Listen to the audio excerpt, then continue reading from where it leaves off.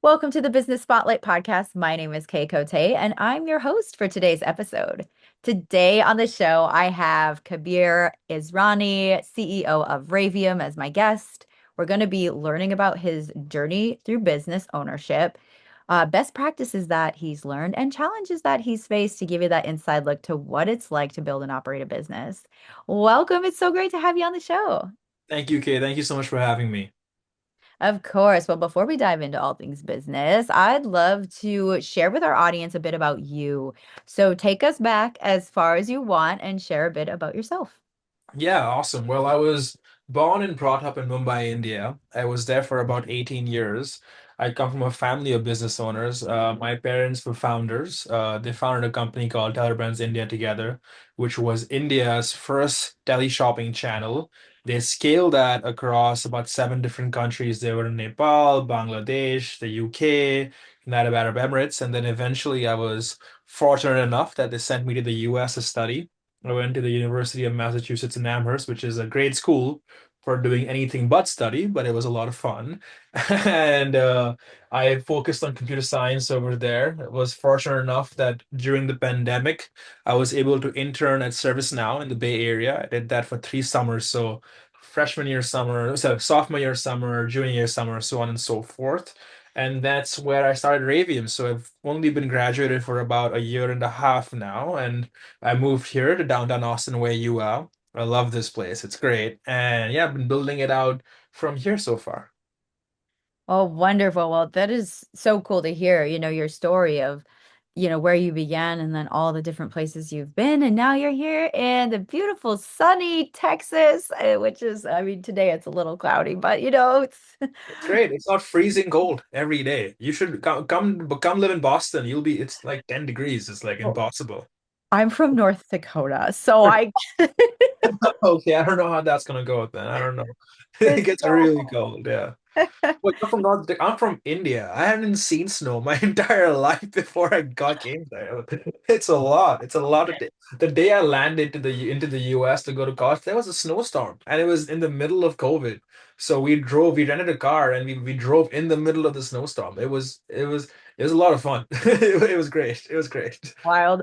Welcome to the United States. Here's a blast of snow. There's a massive snow. Yes, very true. Very true. Yeah.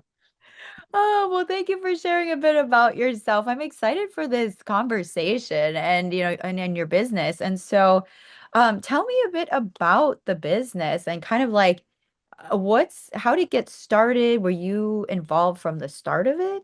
Yeah, yeah. So I founded the company. I had the idea back in 2022. So what happened was that I was working at ServiceNow, which is a beautiful, great company, great people. I love them over there very much.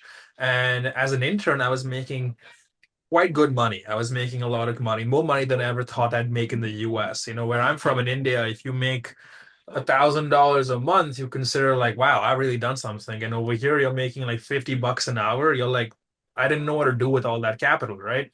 So being Indian, it's in our culture that we really invest in gold or we invest in real estate. That's pretty much the two places where we'd explore.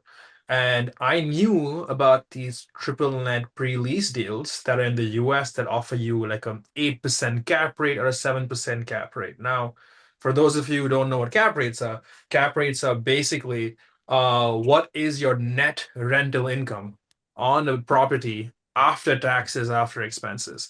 So let's say, Kay, if you invested $100 in a real estate deal, you're making $7 a year in rent after you pay your taxes and after the expenses of operating that property. You have a 7% cap rate. Um, Now, when I learned about that as an opportunity, I was shocked because the average cap rate in Mumbai, where I'm from, it's between 0.5 to 1%. So it's almost 6 or 7 times higher in the US. And back when I was in college, you're academic first. You're like, okay, what does this really mean? What's the impact of what you're doing? And I was like, hey, if I pitch this product and this opportunities to friends and family back in India, they'll go for it. I had saved about 30 grand and I wanted to invest. And now you can't buy a real estate deal for $30,000. And I can't get a loan because I'm not from the US. I don't have the credit to make it happen. So I went back to India. I asked my friends and my families, look, this is the deal. I'll put all my money in it. I believe in it. I'll manage it. Will you invest with me?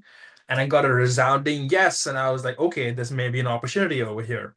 I went back, it was in the States, I did my research, and I realized that these deals that pay you corporate guarantees, I'm talking about the Starbucks, I'm talking about Walgreens, they are in this property for 20 years that anyone can buy right now. You go to loopnet.com, you can find a deal, you can buy it. They have guaranteed rental income that comes out monthly or quarterly, along with foreign exchange gain, which is basically because the dollar goes up in value. The net return in India was so high and that it would be the most competitive real estate project in India's history. And that's what blew my mind. When I was like, okay, if I could just get people from India to invest in these real estate projects, I could really do a lot of good, make a lot of money myself, invest in these deals myself, and give them an opportunity. We took that a step forward, which I think everyone does, where we realized that the significant portion of the Indian economy is investing in something called fixed deposits, right? Fixed deposits are like the CDs here in the US, where you just put the money in, lock it with a bank, you make like 3%, 4% interest. And oftentimes there's inflation, so you don't really make any money. You really are just like breaking even or losing some money. And we added on inflation, we added on foreign exchange, and we found a way, we wrote a paper on this, that what happens if a significant portion of the Indian economy that invests in FDs, the middle class, was to invest in our deals, where we make premiums, we make good money, we make it happen for them. The impact was so heavy that we think we could have pushed the poverty line down in India by 8 points in a year and a half. And that's an economic shift that no government in history has ever been able to have. And Wow. once I learned about that, that's when I started Raveum, which is just basically a way that anyone from outside the US can own a piece of the US dream, right? They can invest in US real estate. And that was back in 2022. That's, I think, yeah, 2022 now. Yeah. That's incredible. I mean, just to see like that opportunity. So are now your ideal clients are so they're from obviously other parts of the world, is correct? Yeah. Yeah. I mean, so what happens is that let's say that you're a US sponsor and you want to raise money for a real estate project. Now, you want to raise LP money. Okay, you've done a bunch of these podcasts, right? You met a bunch of different people. Have you Hmm. met real estate folks? A few, yes. Yeah, and they're always raising money, right? Yes, just like Yeah. most most entrepreneurs. Yeah. Yeah, they're always raising money. LP Yeah. money is hard to come by. The cost of capital here can be as high as 8%. So if you're raising $100, you're spending $8 in marketing, sales, compliance, operational, or whatever. I can get a raise done for under a percent because that you're putting your what do you call deals in a market where the need is there. So my ideal customers are those people in these countries that don't have stable financial opportunities and sponsors in the US who need to raise money. So I'm sort of a marketplace. We call ourselves marketplace money. That's what we call ourselves. Yeah. Okay. Okay. Now it's starting to make sense. Okay. Mm. So within the company now, is it just you as the sole founder, or do you have other, like what's your kind of leadership structure look like? Or Yeah, so I'm the founder, I'm the CEO. I have a co-founder and COO. His name is Ayush. Mhm. Northeastern knew him since I grew up. He's working on the technical side right now, building out the platform because we have 133,000 users right now. So it's a big, heavy overall and making it happen. We also have on our board Glenn Hansen. Glenn Hansen's the founder and CEO of Colony Hills Capital. 36% IRR across his last 17 years. Huge in the real estate space, almost $1 billion in deals. So very, very well versed. I also have my father on the board of my company and my mother. Both scaled their business to 100 million, exited, sold it. Now they're in the US, living the dream and enjoying themselves. And they've been successful in a market like India, where it's a very different market than what the US is. There isn't as much consumer confidence. Education levels are pathetically low. And you really have to spend your efforts and time actually financially educating people rather than convincing them on what to do, because that's our main goal, right? I can tell you what to buy, but if I teach you why you need it, it's better for them. It's better for the company's vision and the mission as well. Oh, definitely. So you have a good team now. Do you have any employees as Yeah, well? yeah. We just hired, like, we almost tripled our employee size last week. Strong team out of India, strong team out of the US, investor relations, operations, marketing, the whole bunch. Yeah. Because we just raised money. We also raised our first round of funding recently. Just we opened a round of funding October 25th, closed it already. So we're done and we're all set. Yeah. Amazing. So how many team members are you total? about 15 now. Oh, nice. That's a great team. So like a really healthy size for sure. We're not, I mean, nothing big yet. I mean, it's still small by most scale. If you're a real business and you actually have paying customers, I think 10 to 15 is sort of the perfect size to make it happen. I agree. A lot of the companies that I've interviewed on here, that's about the size that they are. I mean, because then it's like kind of a strong and mighty team and everybody like but still tight knit enough where you communicate and you're able to work really closely with one another. So that's really Definitely, definitely. I mean, especially with us, like cross-border, like we're working with Indian staff, Indian team members, Indian compliance, and we US staff, US team members, US compliance. That being small gives you that scrappiness. People are doing what they're doing. I don't come and interfere with their day-to-day tasks too much. I let them do what they're good at and what we hired them for. So I think it's good. I think the team is very, very motivated because everyone in our team is from Indian descent, right? So they get the numbers, they understand why we're doing what we're doing, and that gives them a lot of passion for building what we're building because I feel like it's not just another job. You're doing something that's affecting real change, and that's very, very important to us. that's incredible. I love that. So now has there been any challenges with having the international, say, there's communication overseas, or has there been any challenges that have come up in the business that have given you roadblocks Oh, with? of course, yeah. I mean, yeah, 100%. I mean, firstly, trying to get anything approved by the SEC will cost you an arm and a leg. It's like $600 an hour for a lawyer, and then it's so difficult to make it happen. I remember I blew through my entire budget, then I went like 60 grand in debt or something like incredible like that at some point because I was just trying to talk to lawyers and figure out, look, how do I do these real estate raises? Like, what is regulation A? What's regulation D? How does all this work? And coming out of that hole and making it all work was very, very difficult. And that took a lot of time. And basically, the solution was that, hey, don't go pay a lawyer what to do.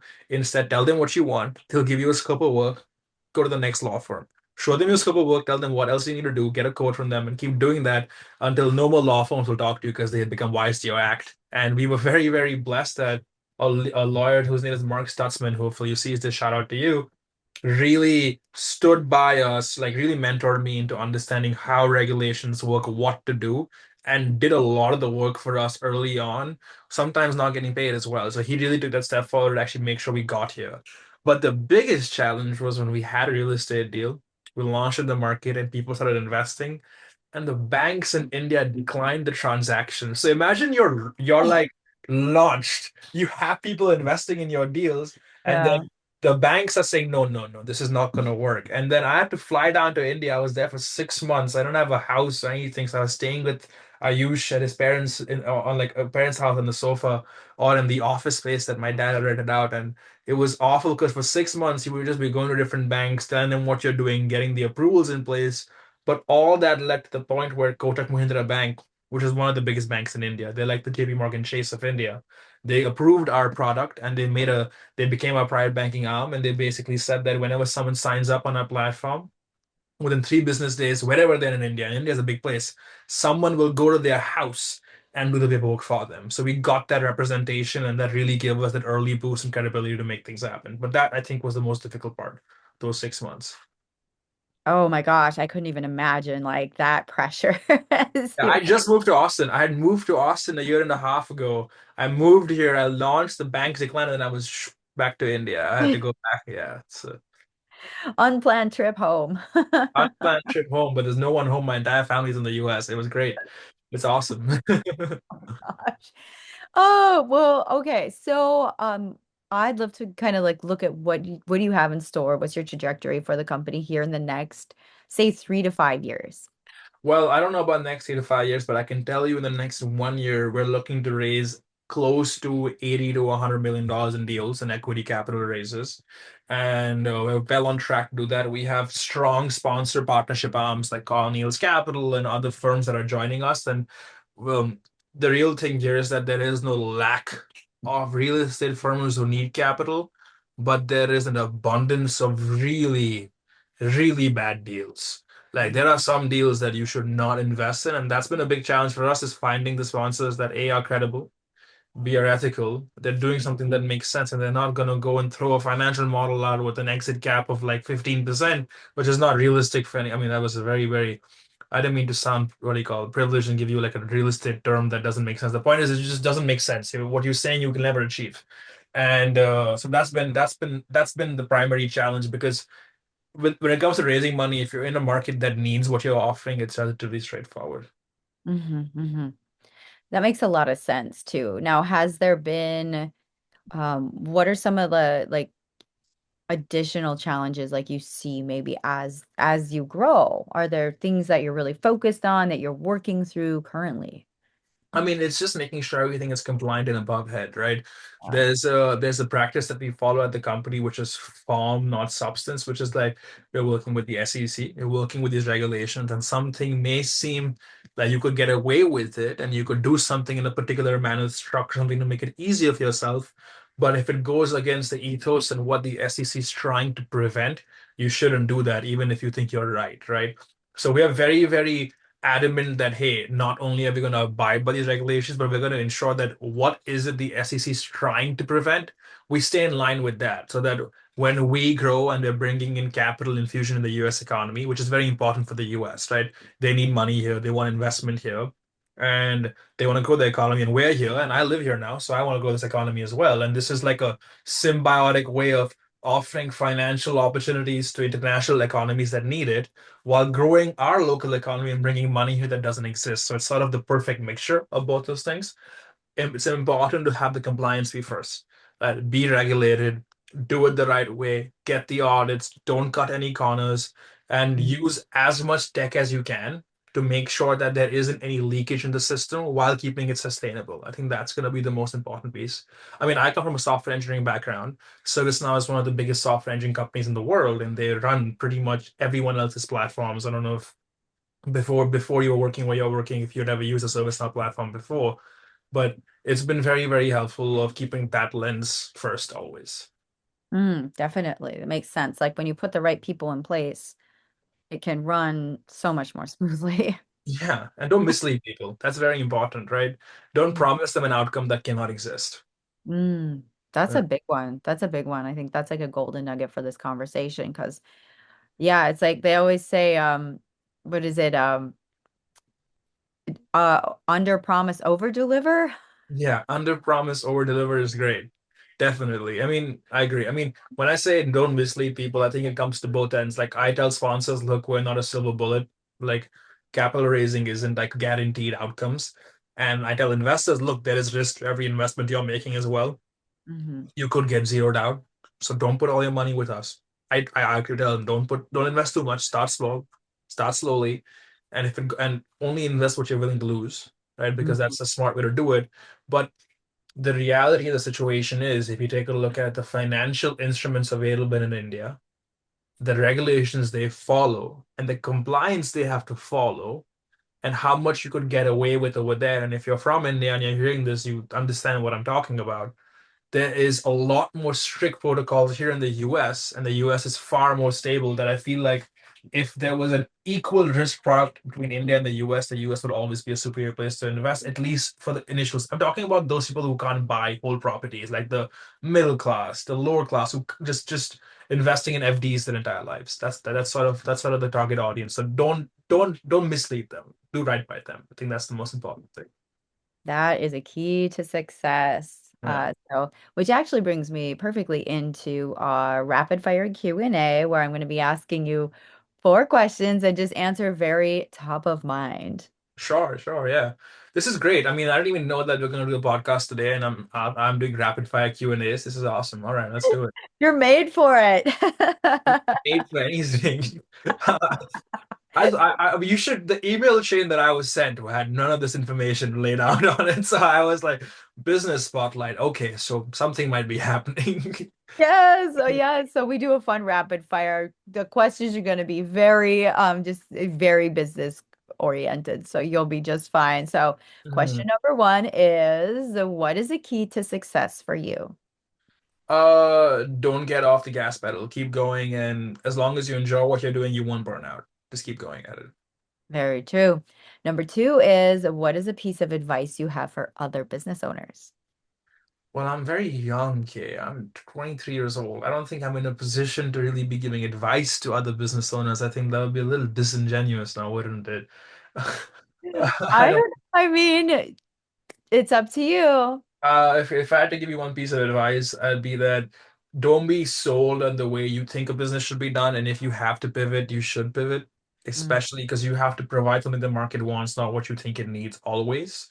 And there is precedent where, if you think a world should move one way, you go down that path, keep going at it, but you can pivot to ensure that your vision is met.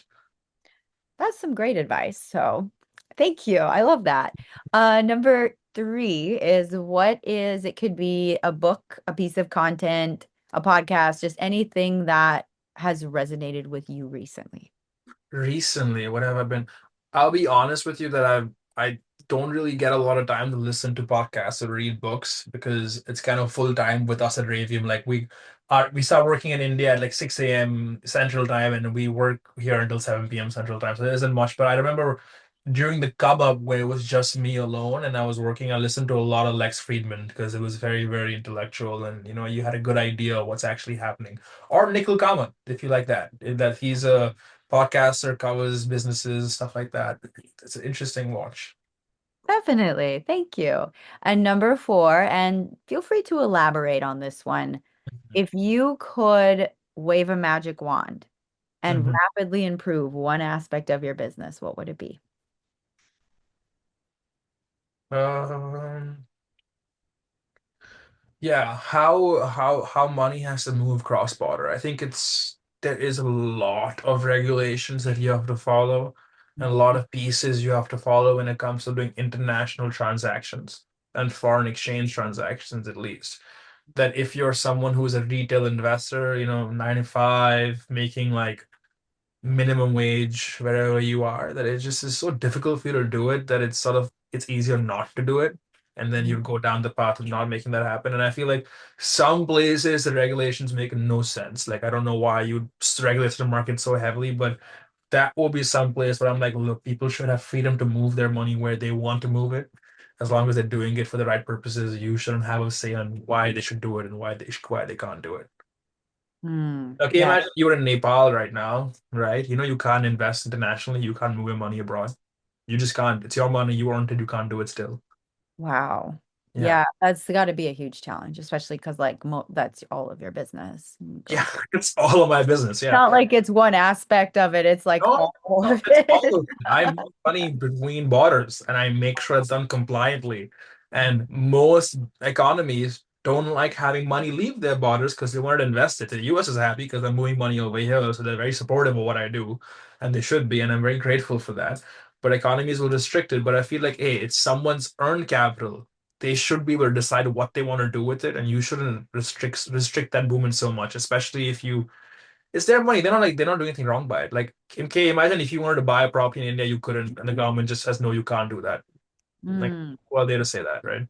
yeah, no, that makes a lot of sense. Well, thank you for sharing about that and for Yeah. answering these questions. Before we get to our final question of the day, how Mhm. can folks get plugged in with you and your company online? Oh yeah, I mean, just follow us on LinkedIn, follow us on Twitter. We're very, very low key on what do you call LinkedIn because we only advertise and work within the Indian market so far right now. But if you want to follow us, LinkedIn's the place to do it, or Twitter's the place to do it. I mean, X, not Twitter. I still call it Twitter too. So do I. So does everyone else. It's hard to you on. It happens. Oh, very true. Well, for our final question today, what is most inspiring to you today? What is most inspiring to me today? It has to be the fact that there are so much innovation happening around me in the US, like so many different products, so many different startups, and they have the ability to fail that you don't mind taking that additional risk. And if you get it wrong, it's all right. Just keep doing it, keep going at it, and it'll work out. I think that's very, very inspiring. The big bets people are taking on different industries and different circumstances. Very true. Well, thank you for sharing that. This has been a great conversation. Thanks Great. for sharing about your business. Yeah, thank you so much, Kay. Thank you so much.